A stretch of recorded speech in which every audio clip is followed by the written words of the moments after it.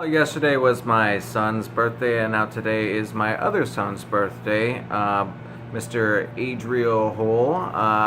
Hey, dude, happy birthday, buddy. And just want to go ahead and say that this is another episode of Awesome Joe's Awesome Playback Review, and this is actually one of his my son's very favorite movies of all time, Watchmen.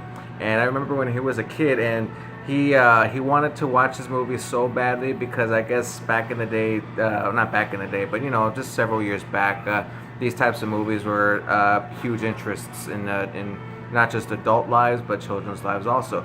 But the problem is about this movie is that in fact, yes, it is rated R.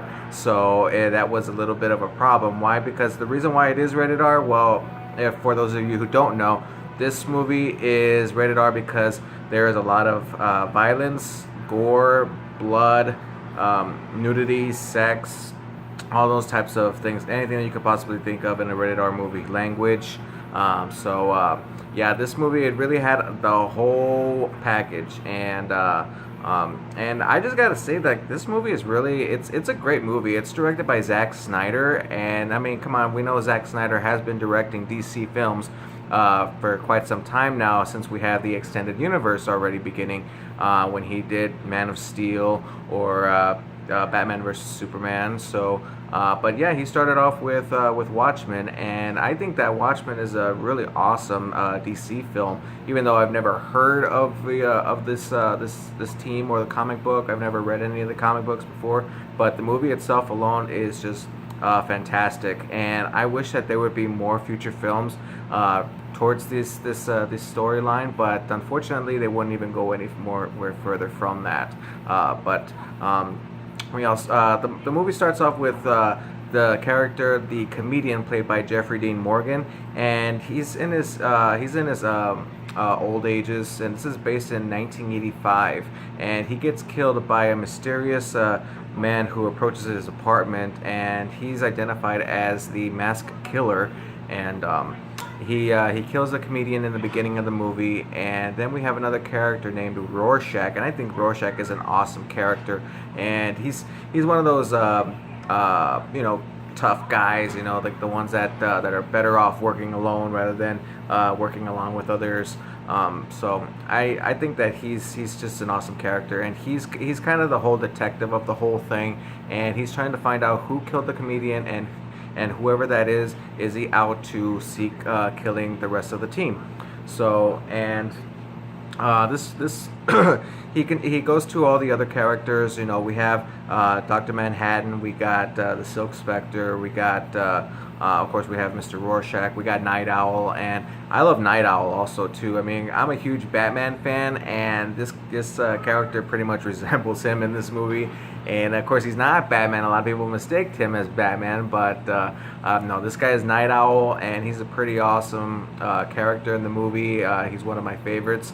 If there were to be a movie where we had both Night Owl and Rorschach together in a movie by themselves alone, I would go and see that movie, because when these two are together and conversating and doing detective work together, it kept me entertained. It made me want more of that. So if there was ever a movie where we had just those two characters together in one movie, I would pay big money to go see that movie. So yeah, Warner Brothers DC, if you're hearing that, I mean, I know you guys are working on the extended universe, but if there's any time in the future where you are interested in having to put Watchmen back into this universe, please do so. I would love to see some of that. That would be so awesome. But back to the story here. We have not only Rorschach having to warn Night Owl, but Night Owl also goes to Adrian, what's his name? Adrian Veidt, and he is the richest, smartest man in the face of the earth. So he was pretty much the leader of the Watchmen, and so once when they all retired, they all went their separate ways, and he's the only one who revealed his identity to the public. So not only is he a rich man, but he's also famous for having to be a superhero.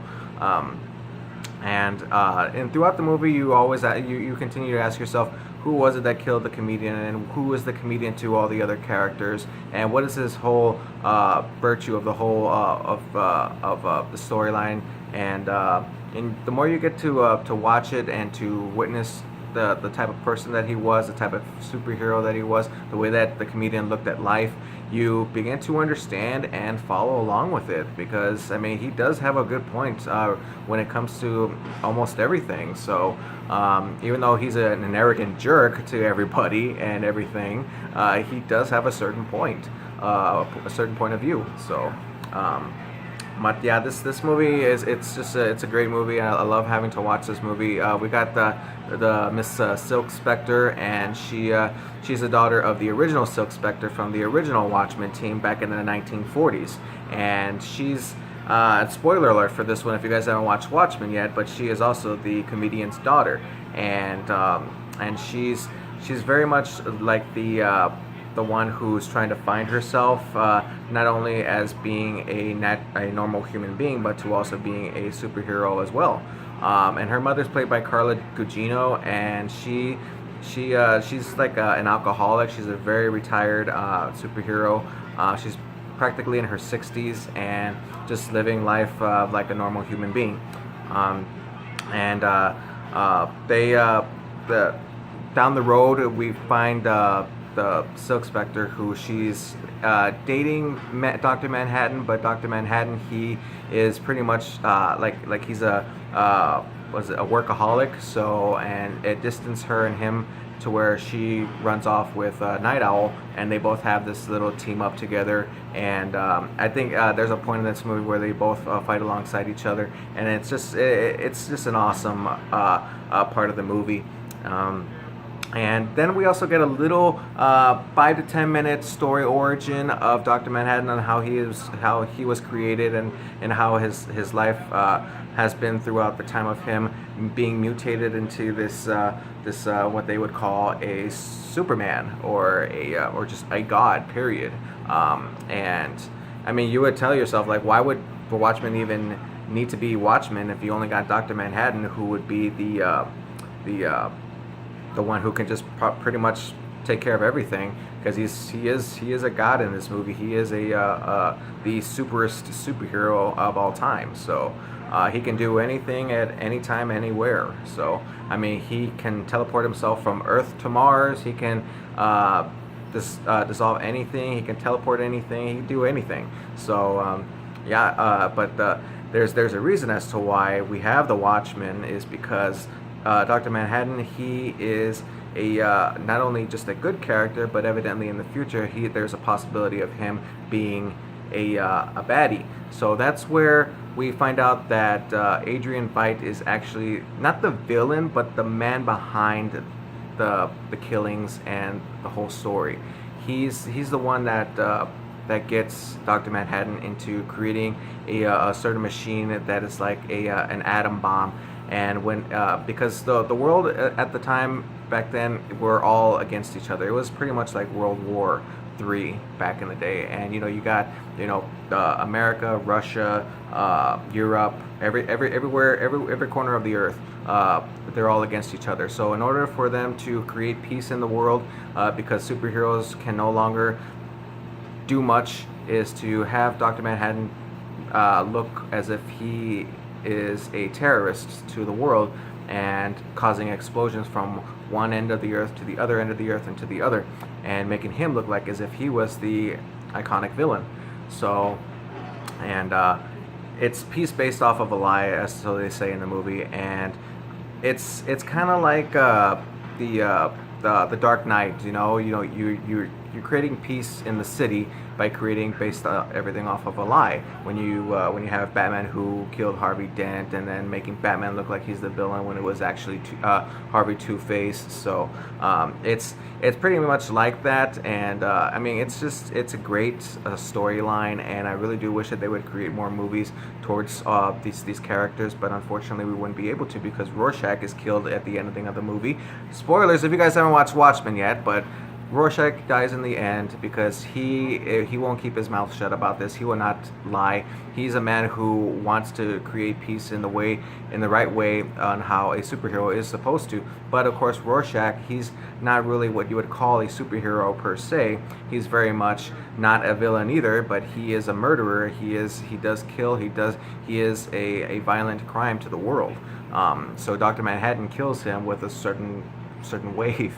And Dr. Manhattan, he's so ashamed on how all this took place, and that he is no longer welcomed into the world, that he disappears himself out far away into the distant galaxy, which only leaves, of course, just Night Owl and Silk Spectre together, of course, the lovey-doveys, and pretty much that's the ending of the movie. I mean, the ending of the movie is pretty lame. I mean, the world is into a point to where they ask themselves, well, the world is at peace now, so what do we do? What's new? What stories can we publish into the newspapers and stuff? So Rorschach has a journal at the beginning of the movie, and it follows through with him all the way to the end, and he delivers that journal to the publicist. And once when they find that, I guess they found their story. But I mean, it's a cheesy ending, but I mean, it's a great movie with a cheesy ending. But I think it's still pretty awesome movie. I love superhero movies, and I love the fact that this is my son's favorite movie that I know of so far. So if you have a different favorite movie, kiddo, go ahead and let me know, and I'll go ahead and review that for you. But otherwise, this is a movie that every time when I watch, it always reminds me of you, because you always love to watch Watchmen, even though it's a rated R movie and we didn't let you watch it back in the time, but you still watched it anyway. So but yeah, let me go ahead and get my rating towards Watchmen. Watchmen, I go ahead and rate it since it's such an awesome movie, and I love the time frame between all the way from the 1940s to 1985. I'm gonna go ahead and rate Watchmen an 8.2. I think it's an awesome movie. An 8.2. It's so amazing. I know on Rotten Tomatoes they rated it a 65, which I think is pretty good.